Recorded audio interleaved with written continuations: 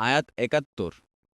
قال آمنتم له قبل أن آذن لكم إنه لكبيركم الذي علمكم السحر فلأقطعن أيديكم وأرجلكم من خلاف ولأصلبنكم في جذوع النخل ولتعلمن أينا أشد عذابا وأبقى।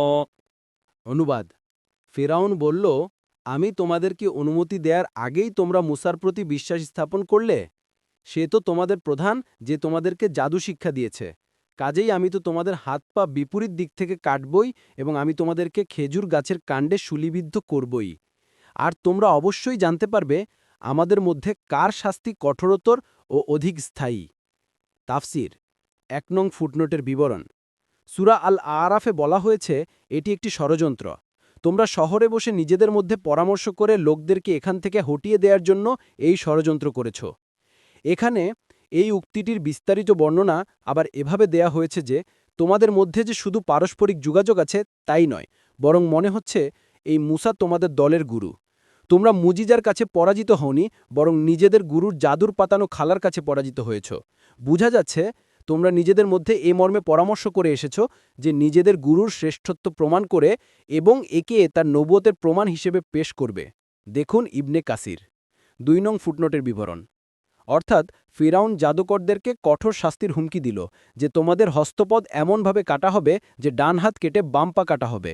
সম্ভবত ফিরাউনি আইনে এই পন্থায় প্রচলিত ছিল, অথবা এভাবে হস্তপদ কাটা হলে মানুষের শিক্ষার একটা নমুনা হয়ে যায়, তাই ফিরাউন এই ব্যবস্থায় প্রস্তাব হিসেবে দিয়েছে।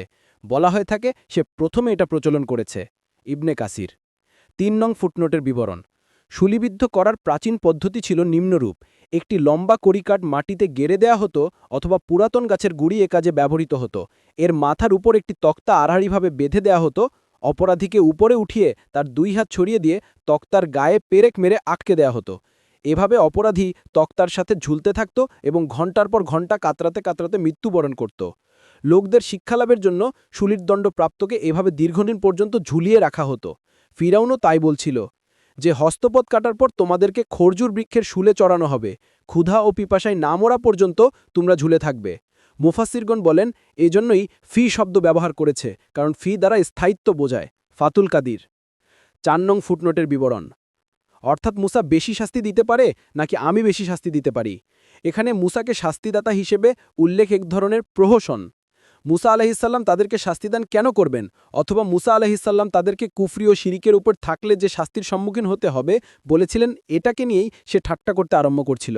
অথবা এখানে মুসা বলে মুসার রবকে বোঝানো হয়েছে। ফাতুল কাদির।